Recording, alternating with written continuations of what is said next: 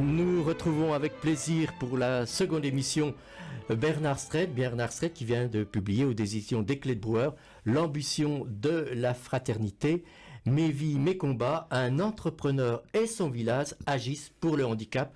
On va l'évoquer longuement dans cette émission. Bernard Strait, encore bonjour et merci d'avoir accepté notre invitation. On va revenir sur ce parcours professionnel. On a évoqué longuement votre enfance, votre adolescence, vos parents, vos frères et sœurs, la vie dans ce village d'Anteuil, dans quelque sorte. Nous arrivons donc au moment où votre père, en 1979, donc, vous demande de prendre les rênes de l'entreprise. Cette entreprise qui va se développer, vous le disiez dans la dernière émission, qui va donc partir en Espagne, au Portugal, etc. Mais même, je crois que vous allez aller jusqu'aux États-Unis d'Amérique, Bernard Strait. Oui, tout à fait. Oui. Pendant une dizaine d'années, on va œuvrer pour prendre une position de leader en Europe. Oui. Et puis rapidement, nos clients américains nous demandent de s'installer aussi aux États-Unis pour restructurer aussi la filière, puisque une bonne partie de nos concurrents sont dans le nord des États-Unis, dans le Michigan et dans l'Ohio, alors que les câblages sont aussi partis, c'était pas l'Espagne, mais partis au Mexique. Oui. Et donc ils sont très loin pour livrer leurs composants. Les Américains ne veulent pas partir au Mexique. Et donc, ils voient arriver un Français qui veut leur acheter leur affaire et ils leur vendent leur problème, c'est de dire, voilà, il faut fermer les usines dans le nord des États-Unis et les rouvrir à la frontière du Mexique ou au Mexique, dans les maquiladoras.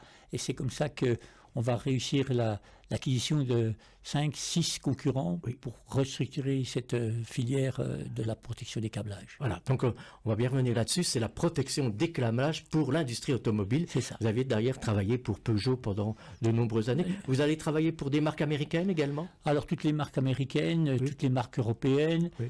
Vous étiez leader mondial en quelque sorte. Oui, je suis parti, on était leader mondiaux de notre activité. Oui. Et tout cela, l'entreprise, le siège social de l'entreprise, c'est à Anteuil, ce petit village de 600 âmes, pas loin entre Besançon et Belfort, plus près de Montbéliard quand même. Oui, plus près de Montbéliard. Voilà. Une entreprise qui va se développer avec combien d'employés ? Alors aujourd'hui, c'est 4000 personnes. Oui. Et puis au siège à Anteuil, puisque c'est le siège, on compte encore 230 personnes. Oui. Sur ces 230 personnes, il y a 190 personnes qui sont des cadres. Oui, sont des cadres. Parce que c'est le centre névralgique du groupe. Voilà. Et même, vous allez rentrer à la Bourse de Paris sur le second marché, je crois. Oui, en 1996, effectivement, juste avant notre déploiement sur les États-Unis. Vous savez, comme moi, qu'une entreprise, elle peut grandir qu'à la vitesse où elle crée du cash, ou sinon ça leur pose des problèmes. Tout à fait. Oui. Alors, vous avez la possibilité aussi, quand vous n'avez pas généré suffisamment de cash, c'est d'aller voir votre banquier pour qu'il vous en prête. Mais à un moment donné, ça a aussi une limite. Voilà. Et donc, mais il faut aller sur le marché des actions. Hein. Voilà. Alors, comme vous avez utilisé toutes ces pistes-là, il vous reste à regarder la piste de trouver un actionnaire qui vienne à vos côtés. Bien sûr. Et au lieu de trouver un actionnaire, eh bien, on a décidé d'aller en bourse et d'avoir on a 1200 ou 1300 actionnaires qui sont dedans. Oui. Et la bourse était Et c'était une bouffée, la bourse? Alors c'était remarquable, surtout dans nos programmes d'acquisition. Alors d'une part, ça nous permettait de créer de la monnaie. Bien sûr. Et puis sur les marchés financiers. Sur les marchés financiers. D'autre part, c'était aussi un gage de bonne gestion sur le marché américain. Et c'est vrai que quand on a commencé... Ils sont exigeants, les Américains. Hein. Oui, et surtout vis-à-vis des Français. Surtout vis-à-vis des Français. Ils nous prennent souvent pour un peu, on va dire, très librement des ploucs, souvent. Oui, à ce point-là. Oui. Vous êtes toujours en grève, vous êtes un pays communiste, vous êtes ceci, vous êtes cela. J'ai entendu 100 fois là-bas. Hein. Mais on leur faisait remarquer quand même que même si on n'était pas sérieux, qu'on était des communistes, etc., c'est nous qu'on les rachetait. Il fallait pas leur rappeler. Leur rappeler quand même. Leur mettre un peu les points sur les i. Voilà, oui. Et donc, on a pu, avec cette introduction en bourse, avoir une certaine notoriété en disant qu'on était au Stock Exchange in Paris, comme ils disent, et on dit, c'est une maison sérieuse, donc ils ont commencé à discuter avec nous. Oui. Et je pense que ça, c'était déterminant, sans quoi je pense qu'ils ne nous auraient pas accordé de crédit pour pouvoir nous vendre. Oui. Alors, il faut dire aussi que vous avez quand même, Bernard Sret, eu l'appui des banques quand même. Hein. Oui. Les banques françaises, bien sûr, car sans les banques, vous êtes développé, il a fallu donc acheter du matériel, développer vos bâtiments également. Oui. Alors, on a toujours eu beaucoup de dettes. Hein. C'est ce qu'on ne voit pas quand on est à l'extérieur. Ma mère avait une formule qui était géniale quand on disait « Ah oui, vous avez une grosse entreprise ». Et ma mère disait toujours « Oui, mais tout ce qui est bu n'est pas payé ». C'est ce qu'elle disait. Vous le dites dans votre ouvrage. Tout ce qui est bu n'est pas payé. Et donc, on a eu la chance que les banques mutualistes de Franche-Comté et d'Alsace nous aident.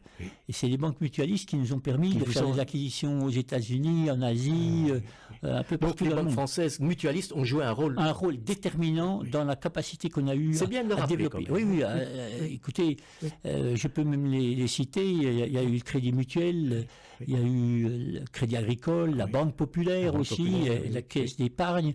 Ces banques-là, on leur doit... Elles vous ont fait confiance. Ah oui, on leur doit... Delphinen existe grâce à eux. Alors, rappelons que l'entreprise s'appelle Delfingen. Hein. Delfingen, c'était le pays d'origine de mon grand-père. En Suisse alémanique. En Suisse alémanique, voilà, c'est pour ça.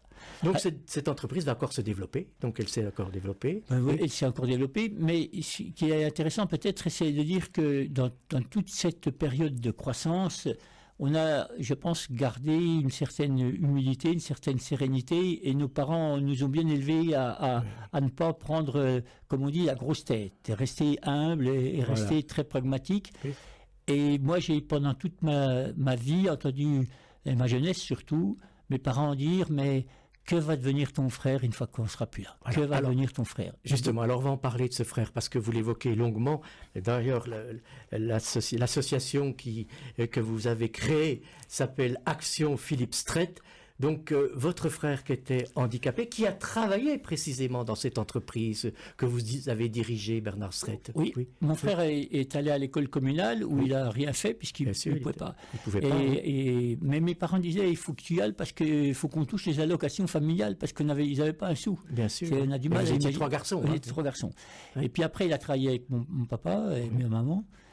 Et donc, si vous voulez, j'ai fait la promesse, moi, à mes parents, que je m'occuperai de mon frère. Oui. Mais c'est une promesse de gamin, mais enfin que j'ai pu tenir. Tout jeune, vous avez dit ça? Tout jeune. Et parce que j'étais très fusionnel avec mon frère. Et donc, quand mes parents nous ont partagé en 1984, mon frère a eu cette maison au milieu du village. La maison familiale, d'Anteux. Moi, j'ai eu l'entreprise artisanale. Et quand mes affaires allaient un peu mieux, je me suis dit, mais si jamais je viens à décéder avant lui, qu'est-ce qui va devenir? Mes parents morts, moi décédé, qu'est-ce qu'il fait? Alors, c'était de se dire, s'il a un peu d'argent, il va peut-être trouver une solution, il y aura quelqu'un qui trouvera une solution. Oui. Donc, je lui achète sa maison en viager, puisqu'il était propriétaire de cette maison. Il était propriétaire, il en a hérité par cette donation-partage. Exactement. Oui. Et donc, on va payer le viager pendant une 30aine d'années, tout allait bien. Et puis, on lui découvre à Philippe un cancer de l'œsophage en 2014. De 2014 à 2017, il va se battre contre ce cancer. Moi, qui suis encore à la tête du groupe, je vais organiser mon planning international de visite en fonction de ses chimios. Il n'est jamais allé à une chimio. C'est vous qui l'avez accompagné. Oui, ou un scanner avec quelqu'un d'autre. Et il n'a jamais su qu'il avait un cancer de l'œsophage? Non, je lui avais caché. Alors, je ne sais pas si j'ai bien fait, mais je lui ai caché. Il dit qu'il avait un ulcère. Alors, de temps en temps, il me demandait quand même si c'était ça. Et puis, donc, nos liens se sont encore renforcés pendant cette période de 3 années à côté de lui, sachant que de toute façon, il était condamné, il n'allait pas réussir. Oui. Et quand les médecins ont dit que le combat était fini, je suis allé le voir parce qu'avec l'argent qu'il avait de côté, mon épouse et moi, on ne voulait pas en hériter. Alors, j'ai dit, qu'est-ce qu'il va en faire? C'est à lui, quand même. Oui, c'était à votre sort. Alors, je suis allé un après-midi, un samedi après-midi, je me rappelle encore, le voir. C'était une belle journée de fin de printemps. Et on a fumé un cigare et j'ai dit, Fifi, tu veux faire quoi de tes sous, là? Oui. Et du tac au tac, il me dit, une belle phrase. Je voudrais que tu fasses quelque chose pour les gens comme moi, avec mes sous. Oui. Et là, franchement, ça a été un déclic pour vous. Une bascule dans ma vie, parce que je me dis, il va falloir... vous m'attendez à tout sauf à ça. Je vais peut-être me dire, donne ceci à celui-là. Et donc, je me sens dans la seconde qui suit comme l'exécuteur testamentaire de mon frère. Oui. Donc je vais prendre mes distances avec l'entreprise. Oui. On avait l'aîné de nos fils qui s'y préparait à prendre la direction, qui avait été médecin, puis spécialiste de rhumatologie, Oui. et qui avait fait un très beau parcours, mais qui était revenu à l'entreprise avec ce virus un peu de l'entrepreneur. Ça lui manquait. Hein. Il a vécu au milieu de tout ça pendant toute sa jeunesse. Bien sûr. Donc il est revenu, il s'était préparé. J'ai dit, bon, écoute. Et vous avez passé la main. On a passé la main. Et puis de toute façon, c'est jamais facile entre un père. Ce que je disais, il n'y a pas de volant pour conduire dans une voiture. Il n'y en a qu'un. Et c'était en quelle année ça, C'était donc lui est arrivé en 2011 et moi j'ai quitté définitivement en 2018. Mais il était déjà petit à petit, il a pris de plus en plus de responsabilités. Donc moi ça tombait. Le timing tombait bien avec Philippe. Oui. Donc en 2018, avec mon épouse, on fait un repas de départ avec tous les collègues qui étaient là en Teuil.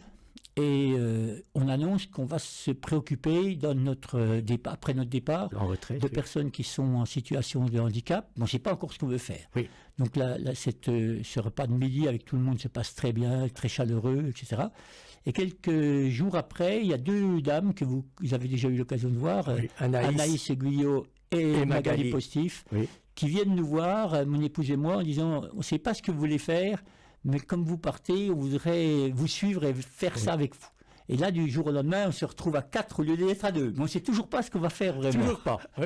Et donc, en réfléchissant, on s'est dit, on va essayer de faire quelque chose à la fois pour les personnes en situation de handicap, puisque c'est ce que demandait Philippe, et puis aussi pour quelque chose qui permette de revitaliser le territoire rural. Bien sûr, le territoire parce que rural. Notre territoire rural est quand même, dans cette mondialisation effrénée, on a tout perdu. Oui. On dit souvent, d'ailleurs vous le dites dans votre ouvrage, on construit des usines dans les banlieues des villes, mais dans les campagnes, on ne construit pas d'usines. Non, on n'a pas voulu faire. C'est pour ça qu'il y a des grandes zones désertiques. Exactement. Notre région est très touchée aussi par la ralenti de l'activité. Puis, alors, ce n'est pas un ralenti de l'activité automobile, il n'est pas conjoncturel, il est structurel. C'est qu'inévitablement, on ne reproduira pas beaucoup de voitures en France dans les années qui viennent. C'est chinois, la Chine. Chinois ou d'autres pays qui vont émerger. Indonésie, autres, Chine, Inde, qui vont... Et l'Inde, il ne faut pas l'oublier. Voilà. Alors, avant d'aller plus loin, quand même, si vous le permettez, Bernard Stretch, jamais quand même qu'on s'adresse sur votre frère, parce que vous l'évoquez, c'est un homme qui a beaucoup d'humour, qui est très présent, vous l'avez beaucoup soutenu, votre mère aussi l'a un petit peu, je dirais, couvé, entre guillemets, un attachement particulier d'un homme finalement qui a une personnalité aussi, qui s'exprime, qui a des sentiments, qui... Ah oui, tout à fait, oui. C'est aussi bien souvent pour moi une énigme. Et oui. Parce que vous lui demandez de mettre la table, on est 5, il dit, trouver les assiettes, Philippe... il vient avec la pile, il y en a assez d'assiettes ou il n'y en a pas assez. J'ai dit, mais en une par personne, puis tu verras. Ça, c'était pas possible. Et quelquefois, il avait des fulgurances où il vous disait des choses, vous étiez scotché. Il dit, mais où c'est qu'il allait chercher ça? Et c'était pertinent, dit au bon moment. Donc, pour moi, ça reste une énigme, cet homme. Alors, il avait aussi une allure, il dégageait un charisme aussi, un garçon... Un regard assez pénétrant. Un beau regard, oui. Et puis, surtout, ce qui était impressionnant, c'est que je ne l'ai jamais vu se fâcher contre personne. Ah oui. Une tolérance incroyable. Et avec ses collègues, comment ça se déroule? Très bien. Très bien. D'ailleurs, le jour de son enterrement, beaucoup de collègues étaient là et au funérarium sont venus et raconter des blagues que Philippe racontait à l'usine, qu'il ne racontait pas à la maison. C'était particulièrement émouvant. En fait, c'était l'âme de l'entreprise. C'était l'âme de l'entreprise. L'âme de l'entreprise. Et aussi bien les collègues américains que les collègues mexicains, tous ceux qui venaient, quand ils venaient à l'usine, ils passaient dire bonjour à Philippe. Ça, c'est touchant. Hein. C'était la preuve qu'il y avait une âme dans l'entreprise et que l'âme, c'était lui qui l'incarnait, en fait. C'est impressionnant. Je ne sais pas comment trouver les mots qui vont bien pour ça. Donc, Philippe a eu beaucoup d'importance pour moi parce que j'allais par exemple fumer un cigare avec lui, je restais 3 heures à fumer le cigare et quand je rentrais, mon épouse me disait « Mais qu'est-ce que vous avez bien pu vous dire pendant 3 heures? Oui. Ben, j'ai dit, on ne s'est rien dit du tout. Oui. Mais on n'avait pas besoin de se parler. Oui. Et ça, vous voyez, dans ma démarche internationale, je ne me suis jamais trop focalisé sur le fait que je ne connaissais pas les langues, parce que je me disais, en observant, que ce soit un Japonais, que ce soit un Indien, que ce soit un Américain, vous observez, vous écoutez, et vous arrivez à capter un énorme message, beaucoup de messages, qu'on ne sait plus faire quand on a la possibilité de parler.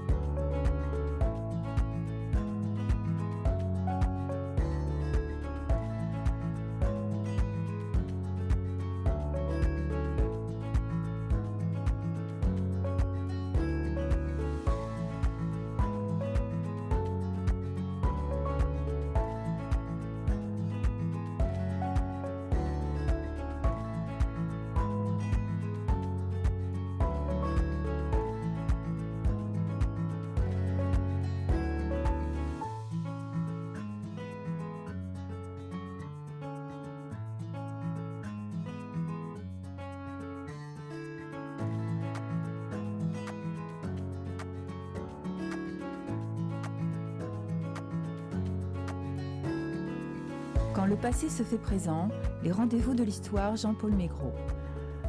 Avec notre invité aujourd'hui, Bernard Strait, qui publie aux éditions des Clédebrouwer, l'ambition de la fraternité. Alors, on va revenir sur cette fondation, sur cette association que vous avez créée donc il y a quelques années, l'Action Philippe Strait, qui est assez, je dirais, c'est un projet quand même assez fabuleux. Vous le dites dans votre ouvrage, on va l'évoquer aujourd'hui, mais qu'est-ce qui vous a mis sur la voie de tout cela?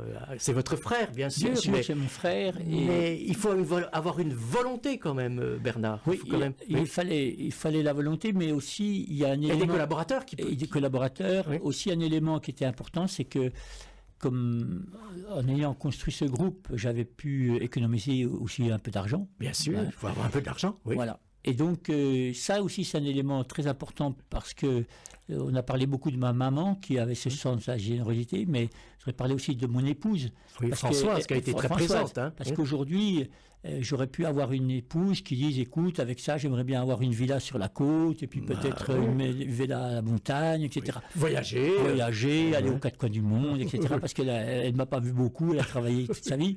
Et quand on s'est dit les deux, mais écoute, je crois que l'intérêt de cet argent qu'on a pu gagner pendant c'est de la mettre au service du bien commun. Oui, oui. Et elle a accepté immédiatement.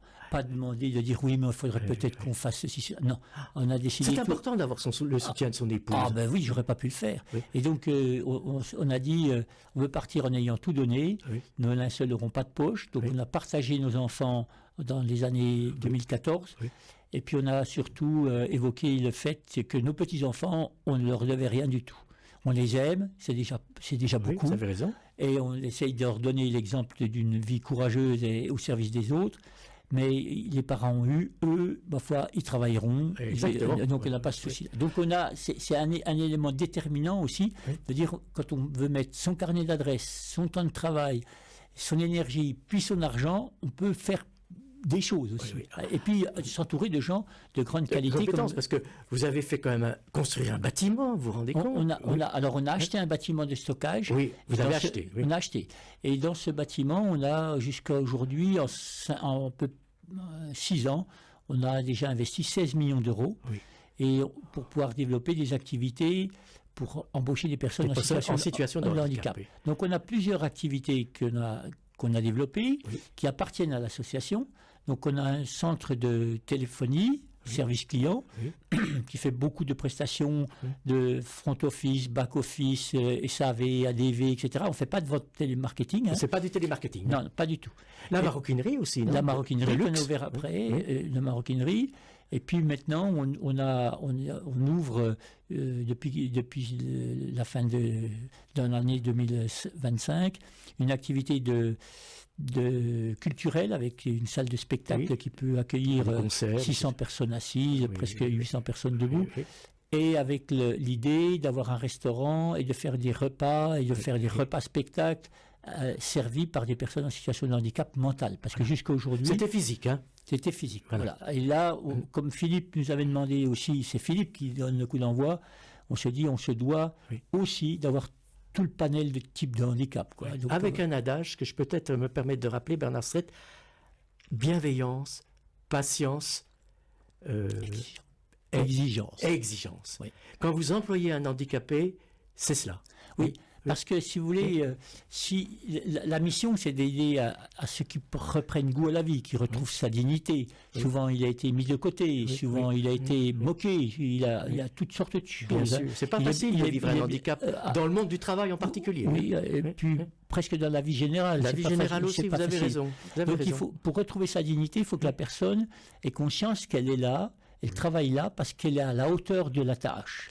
Et que, donc il faut... Et si elle imagine qu'elle est là parce que vous avez eu pitié d'elle, elle ne se reconstruit pas. Oui.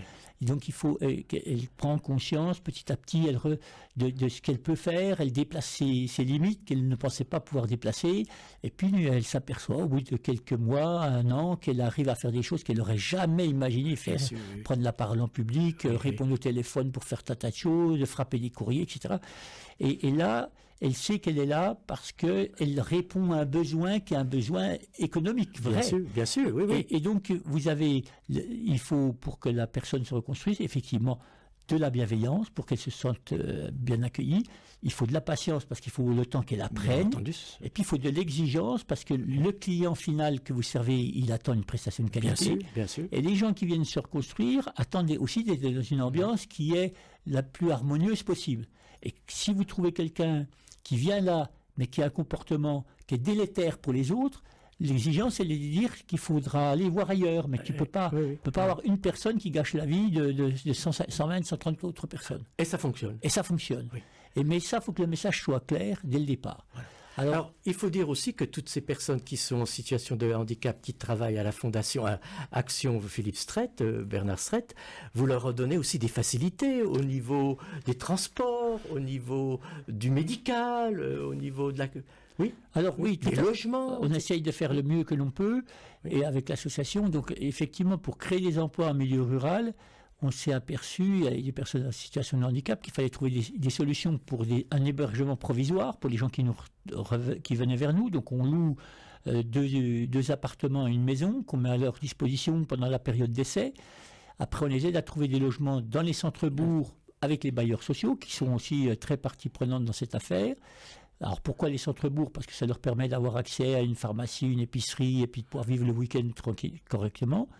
Après, on a été confronté à des problèmes de mobilité. Donc, il y avait des collègues beaucoup viennent avec leur propre voiture, mais il y en a qui peuvent pas passer le permis. Et donc, on va les chercher et les ramener gratuitement. Ça, c'est l'association qui le prend en charge.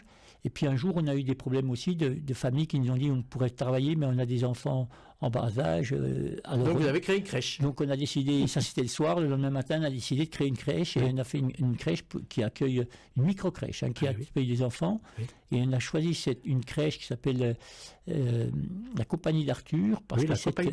Compagnie d'Arthur, elle a cette particularité, l'humanité de ses propriétaires et de ses patrons, c'est d'accueillir un tiers d'enfants en situation de handicap. Donc elle avait toute la philosophie qu'il fallait pour venir chez nous. Et on avait rencontré aussi, dans un autre sujet, on avait rencontré un grand professeur à Reims, dont on m'avait donné les coordonnées, et qui m'avait dit, vous réussirez qu'à condition que vous puissiez sécuriser ces gens par un médecin au moins sur place. Donc il y a un cabinet médical. Alors un médecin, mais en fait au début on a eu une dame, une kinésithérapeute qui est venue nous voir, qui a eu le coup de cœur pour nous et qui s'est installée provisoirement dans un bungalow pour faire des massages à ces personnes. Puis petit à petit, on a eu l'idée de faire un grand centre avec... Et on lui a demandé à cette dame... Une piscine aussi, je crois. Une piscine de rééducation, une baignoire à bulles, il y a un lit flottant, donc on a 4 kinés aujourd'hui, 3 médecins, une sage-femme, une psychologue, 2 professeurs de sport adapté. Donc nos collaborateurs sont prioritaires pour se faire soigner là, parce que pour eux, c'était l'intérêt, c'est qu'ils puissent se faire soigner pendant leur temps de travail, ou juste après leur temps de travail, suivant leur organisation, pour pas qu'ils soient encore le soir obligés de repartir faire ça. Et ça les aide beaucoup parce que toutes ces personnes souffrent quand même. Bien sûr. Même si elles ont des handicaps invisibles, elles souffrent, elles ont besoin d'aller voir le médecin, d'aller voir le kiné, le psychologue, etc. Donc ça, c'était un bel outil pour dynamiser le secteur, parce que les médecins, les kinés sont en statut de libéraux, donc ils accueillent toute la population qui est autour. Ah oui, aussi. Oui, et pour vous donner une idée, l'année dernière, donc sur 2025, ils ont fait un peu plus de 40 000 visites médicales. Ah oui, quand même. Donc il y avait vraiment un besoin. Ah oui. Et donc ça, c'est une chose. Maintenant, comme je le disais, l'autre étape, c'est d'arriver à faire cette activité, cette troisième activité avec personnes en situation de handicap mental cette fois-ci, avec le spectacle et les restaurants, et puis on espère demain faire un restaurant cabaret, un restaurant cabaret renommé entre Besançon et Belfort, qui devrait permettre de faire vivre encore plus ce territoire, puisqu'on a cette salle centrale qui est magnifique. Mais j'allais dire, pour la ruralité, c'est quand même exceptionnel, pour les gens d'Anteuil, pour les conseillers municipaux, pour l'ensemble des petits villages, c'est quand même un phare, votre établissement. Oui, alors, moi, si vous voulez... C'est un exemple, en tout cas. Voilà, je pense que dans la vie... Il y a ceux qui réfléchissent tout le temps, puis il y a ceux qui réfléchissent un peu, puis qui agissent beaucoup. Donc il faut agir parce que je pense que c'est l'exemple qui fait bouger les lignes. Oui, c'est vrai. Si vous vous dites, voilà, c'était possible de faire ça, alors ça peut donner l'idée à plein d'autres personnes. Tout à fait. Et notre souhait, le plus complet, le plus sincère possible, c'est d'être copié partout en France, si c'est possible. Donc chaque fois qu'on rencontre des gens, on leur dit, venez nous voir, regardez, il n'y a pas de secret, tout est ouvert, nos comptes, la façon dont on travaille. Essayez de créer ça quelque part ailleurs, parce que je pense que dans pas tous les villages de France peuvent avoir ça, mais il pourrait y en avoir au moins un par département. Oui. Alors c'est une association, donc vous pouvez recevoir des dons, Bernard Stretch, je crois. Oui, alors l'association peut recevoir des dons, effectivement, donc on est avec l'autorisation du fisc, avec un rescrit qui nous permet pour les gens qui veulent nous aider, de flécher une partie de leurs impôts vers notre association. Donc on a beaucoup de donateurs, aujourd'hui on a à peu près 650 adhérents, on voudrait bien passer la barre des 1000 adhérents, mais on a aussi des grands mécènes. Alors il faut reconnaître aussi qu'il y a beaucoup de personnalités dans notre région de Bourgogne-Franche-Comté qui sont des donateurs mais qui restent bénévoles. C'est bien l'état d'esprit des Franc-Comtois qui sont généreux mais qui restent un peu dans l'ombre ou beaucoup dans l'ombre. Et vous-même, Bernard Stretch et votre époux, vous êtes des bénévoles. Ah oui, on est bénévoles depuis maintenant 6 ans, on est bénévoles.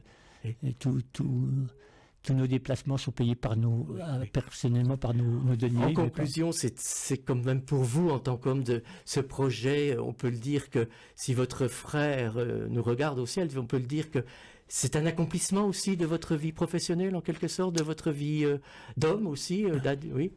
Alors, je ne sais pas si on peut dire un accomplissement, mais j'y trouve beaucoup de plaisir à faire ça. J'y trouve du plaisir, et puis je pense qu'effectivement, on est des bâtisseurs de cathédrales. C'est-à-dire que ceux qui ont construit des cathédrales, il y en a peu qui l'ont vu terminer. Et donc, moi, je pense que j'en est en train de faire les fondations, et que cette cathédrale elle sera finie dans plusieurs dizaines d'années, parce qu'elle continuera à grandir, à se dupliquer. Et ça, je pense qu'il y a une phrase qui me reste et qui disait, si tu veux que ta vie soit pas inutile, passe où les autres ne sont pas passés et laisse une trace. Et puis, comme vous le dites, c'est des beaux exemples aussi pour toutes ces personnes qui sont là, ces personnes en situation de handicap, qui se valorisent, qui arrivent aussi à avoir un travail, en quelque sorte. Comme on le disait au cours de cette émission, c'est pas facile d'avoir un travail quand on est en situation de handicap. Et la grande satisfaction, c'est de voir comment ils se reconstruisent et comment ils retrouvent leur joie de vivre. C'est fantastique. Eh bien, ce sera le mot de la fin. Merci infiniment de tous vos propos, Bernard Stretch. J'appelle ce livre qu'il faut lire absolument. Donc, l'ambition de la fraternité, ma vie, mes combats, un ouvrage donc publié par les éditions des Clés de Brouwer. Merci Bernard Stretch et peut-être à très bientôt pour d'autres émissions. Merci beaucoup.